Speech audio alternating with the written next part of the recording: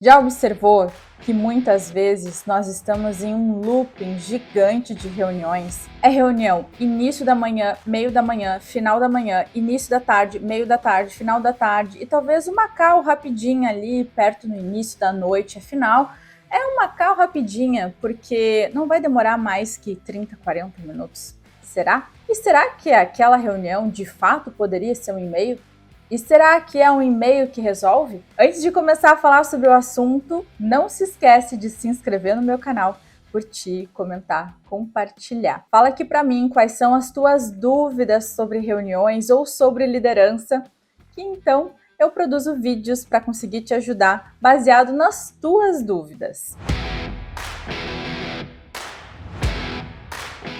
Olá, seja bem-vindo ao meu canal, onde eu falo sobre liderança na prática, compartilhando contigo todos os meus desafios e experiências como líder. Sou diretora de operações, mentora de carreira e liderança, e eu trabalho desenvolvendo profissionais de diversas formas. E eu quero simplificar a linguagem da liderança. Sabe aquilo que está escrito nos livros e que muitas vezes a gente não consegue trazer para a prática? Então, quero trazer para a tua realidade, para que tu consiga praticar no teu dia a dia e aprender através das experiências. Pensa numa situação que acontece não só no meu dia a dia, mas no teu também. Tu chega para trabalhar, a primeira coisa que tu faz quando chega na empresa é olhar os teus e-mails. E tu vê não sei quantos e-mails e tu pensa, nossa, esse e-mail poderia ser uma reunião. Então, tu começa a marcar as reuniões porque tu entende que aqueles e-mails, aqueles assuntos, aquelas problemáticas descritas no e-mail poderia ser uma reunião. Então todos se reúnem 2, 3 horas de reunião, 1 hora, 4, 5, 6 agendas e tu pensa, essa reunião poderia ser um e-mail. E assim a gente entra nesse looping do e-mail que poderia ser uma reunião e da reunião que poderia ser um e-mail. Então eu te digo e te faço perguntas. O que de fato faz com que haja tantas necessidades de reuniões e também de e-mails, às vezes com grandes textos e explicações? O que gera tudo isso? É por isso que nesse vídeo eu não quero te falar sobre a melhor metodologia para conseguir fazer a reunião mais produtiva, a reunião top das galáxias, que tu vai dizer assim, nossa, que reunião. Não, eu quero que tu faça reuniões genuinamente úteis e que de fato tenham relevância, que de fato seja uma reunião que vá levar para algum lugar, que tenha um assunto que precisa ser debatido em reunião. Até porque, com o tempo, é tanta reunião e tanta agenda e tanta call que a gente acaba ficando extremamente improdutivo porque não consegue tempo para ir para o campo de ação, agir e executar as tarefas. Eu não sei tu, mas eu já me senti assim. Marca uma reunião numa sexta-feira, depois tu tem a semana toda para fazer e nem sempre aquela semana toda para executar o que foi combinado na reunião é exatamente o tempo necessário. Porque afinal, se marcou logo em seguida uma próxima reunião e depois tu tem outras agendas de reuniões com outras áreas. E quando que a gente vai conseguir de fato trabalhar? Quando que a gente vai conseguir ter tempo para poder agir, trabalhar no mundo real, né, no off, fora das reuniões? A nossa produtividade também está muito ligada a essa necessidade gigantesca de reuniões que a pandemia trouxe. E será que precisa de fato dessas reuniões? Será que é uma condição que a pandemia trouxe e assim vai ficar? Ou não seria um grande indicador de questões de gestão e liderança que a gente precisa resolver? E é sobre isso que eu quero abordar no vídeo. Quais são as práticas de gestão e quais são os problemas ocultos que não estamos enxergando que geram necessidades de reuniões que nem sempre são úteis? E um dos grandes fatores que geram demandas de reunião é a falha na comunicação. As pessoas, elas não se comunicam, elas não conversam, não interagem, elas não falam entre si. É como se elas tivessem comportamentos tão individuais que não consideram o grupo, logo problemas surgem justamente porque a comunicação não fluiu. Então, eu escuto frases como deduzi que soubessem, então não falei nada para ninguém, porque eu deduzi que soubessem, até porque é óbvio. Ou frase como é óbvio, essa área deveria já saber e deveria já entender que isso era necessário ver. Ou Ou questões como, olha, eu acho que eu não preciso ficar falando com todo mundo, eu acho que todo mundo sabe qual é o seu trabalho e sabe o que deve fazer. Então são deduções e suposições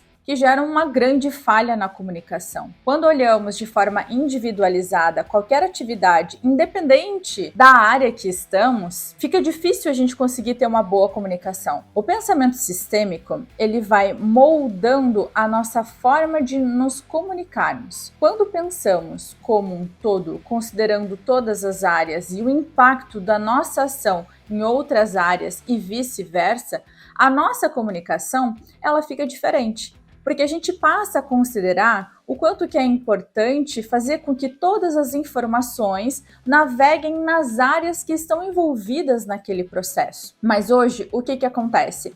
As pessoas olham de forma muito individual dentro do seu quadrado, então o que acontece?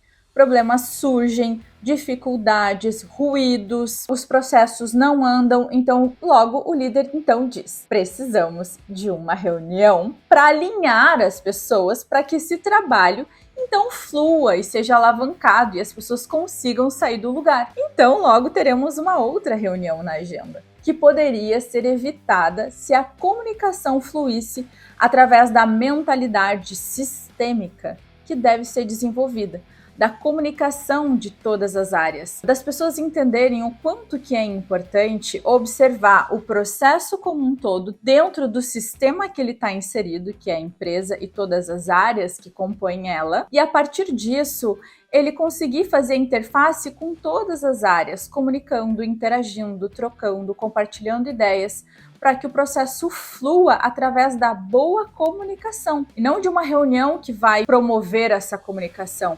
É a interação das pessoas e não a reunião em si. Então, quantas reuniões poderiam ter sido evitadas se a comunicação fosse eficiente entre todas as equipes das empresas? Outro fator que causa excesso de reuniões é quando a liderança é centralizadora ou quando profissionais são centralizadores dentro de uma equipe. O conhecimento fica só com ele, as informações só com ele, e também o comportamento em relação a tarefas é muito centralizador, fazendo com que haja microgerenciamentos. E as reuniões, elas servem como uma ferramenta para suprir os medos e inseguranças desse líder centralizador ou desse profissional centralizador que quer olhar tudo, que tudo passe por ele, que tudo tenha o aval dele, que ele esteja a par de tudo o tempo inteiro.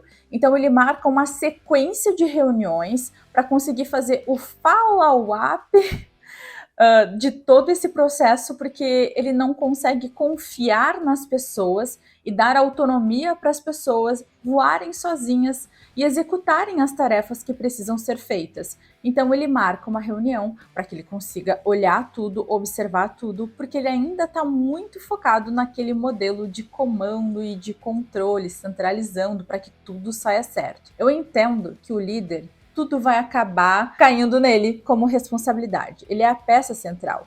Querendo ou não, é ele que comanda o time. É ele que está ali à frente do time, que precisa dar direção, alinhar as pessoas. Isso gera uma crença de que não pode dar nada errado. Então, essa crença gera medos e inseguranças que, se não estiver bem resolvidas na cabeça desse líder, ele vai centralizar por esses motivos. Então, o quanto que é importante também o autoconhecimento para que o líder perceba: essa reunião que eu estou fazendo é para controlar a minha equipe, estar a par de tudo que está sendo feito porque eu tenho inseguranças e medos, ou é porque de fato ela é necessária? E quais são os mecanismos que eu devo utilizar na liderança para conseguir confiar na minha equipe e fazer com que elas de fato entendam a missão e façam conforme precisa ser feito? Mais uma vez, a questão da comunicação também entra aí. Quando centralizamos, também centralizamos a comunicação. Ela não flui porque ficamos retendo conhecimento com medo de tudo que pode acontecer. E também tem outra coisa, tem líderes que entendem que se não for pela mão deles, nada vai dar certo. Eles não gostam de riscos, eles não gostam de retrabalho, de erros, eles estão extremamente intolerantes a isso. Então se cria uma diversa agenda de reuniões para que ele consiga olhar passo a passo e ele também consiga colocar a mão na massa nesses momentos de reunião. Então, o quanto que nós perdemos tempo com deficiências na nossa liderança, o quanto que reuniões sobrecarregam diversos profissionais por conta de deficiência na liderança, de conseguir fazer com que o time tenha mais maturidade, mais engajamento e consiga voar sozinho. Inclusive, eu anotei algumas frases que eu já ouvi e ainda escuto, como por exemplo, vamos fazer reunião toda semana para garantir que as pessoas façam o que precisa ser feito. Vamos fazer reunião porque tenho que explicar os detalhes, eu preciso ter certeza e segurança de que os detalhes vão ser vistos. Óbvio que dependendo do processo, os detalhes é a alma daquele processo, é o que vai fazer toda a diferença. Mas será que é através de uma reunião? Não seria daqui a pouco bem substituído por um alinhamento? Ou por uma ação mais lado a lado com o teu liderado ou com a tua equipe? Tu estar mais próximo da equipe do que simplesmente sentar numa mesa na ponta dela e fazer a reunião para que tu consiga se sentir seguro de que todos os detalhes serão atendidos. Outra frase muito comum é: quero saber tudo, e ir ajustando esses detalhes. Eu acho que eu só vou conseguir ajustar esses detalhes com todo mundo reunido, onde eu possa conversar com cada um. Não há problema, não quero dizer assim que não pode fazer reunião, mas qual a frequência, o equilíbrio disso tudo, né? Preciso me reunir com a equipe toda semana. Será que precisa toda semana? Será que precisa ter essa frequência? Qual é a real necessidade? Então precisamos avaliar a criticidade, precisamos avaliar a maturidade da equipe para que entendamos de fato o quanto que é necessário e não o quanto que eu necessito que seja por questões psicológicas minhas, de insegurança como líder, e que eu ainda preciso desenvolver e amadurecer em mim para que não tenha esses impactos negativos na produtividade da minha equipe através de reuniões excessivas. Ok, mas como que o líder vai sentir segurança de, num projeto crítico, delegar? Como que ele vai distribuir tarefas, dar direção e confiar sem precisar controlar tudo? O líder, ele precisa conhecer muito bem a sua equipe, entender as competências de cada um, as habilidades, a atitude de cada um, a maturidade profissional, o quanto que ele ainda precisa de um acompanhamento mais próximo ou não. E todas as atividades devem ser distribuídas de forma coerente ao perfil de cada um da equipe. Isso tudo precisa ser analisado e um sistema de follow-up também deve ser criado. Será que é por e-mail? Através de um Kanban? Através de uma planilha que fique de acesso comum a todos? Qual seria a melhor forma de eu fazer esse acompanhamento? Será que é através de uma reunião onde eu preciso mobilizar tantas pessoas, 5, 10 pessoas saindo das suas áreas de trabalho para que eu consiga fazer uma reunião? Outro motivador de reuniões inúteis é problemas que se repetem. Se toda semana tu precisa fazer uma reunião porque os problemas estão se repetindo e que a motivação para essas reuniões são sempre os mesmos problemas, não será a reunião que irá resolver esses problemas, mas sim a análise que o líder precisa fazer a respeito da sua equipe, dos seus processos, do contexto, do sistema da empresa, olhando de forma sistêmica para resolver esses problemas. Outro fator importante é que uma reunião pautada em problemas já nasce uma reunião improdutiva. Os problemas não devem ser debatidos em reuniões, porque como que tu tem um problema, aí tu leva para a reunião, e esse problema ele é originário de outras áreas, de outros fatores, não teve uma estratificação das causas, não teve uma análise, não teve nada prévio. A reunião ela é mais para um alinhamento, os problemas devem ser resolvidos a campo. De todos esses 10 anos de experiência, eu nunca vi um problema sendo resolvido numa reunião, mas sim através de trabalho em equipe, através do trabalho do líder com a sua equipe na forma de pensar, na mentalidade, na forma como conduz as situações, como encara os problemas. Tudo isso não é uma reunião que resolve, mas sim a mentalidade, o aprendizado da equipe, o compartilhamento de ideias a campo, no dia a dia, com uma boa comunicação, com um bom relacionamento, onde as pessoas conseguem ter segurança para conseguir falar dos problemas no seu dia a dia e consiga, através dessa prática, dessa ação do dia a dia, já ir resolvendo e mitigando cada problema. A reunião, ela serve mais para um alinhamento, para informações, para apresentar resultado. Então, será que daqui a pouco a gente não está misturando o conceito do que de fato é a finalidade de uma reunião?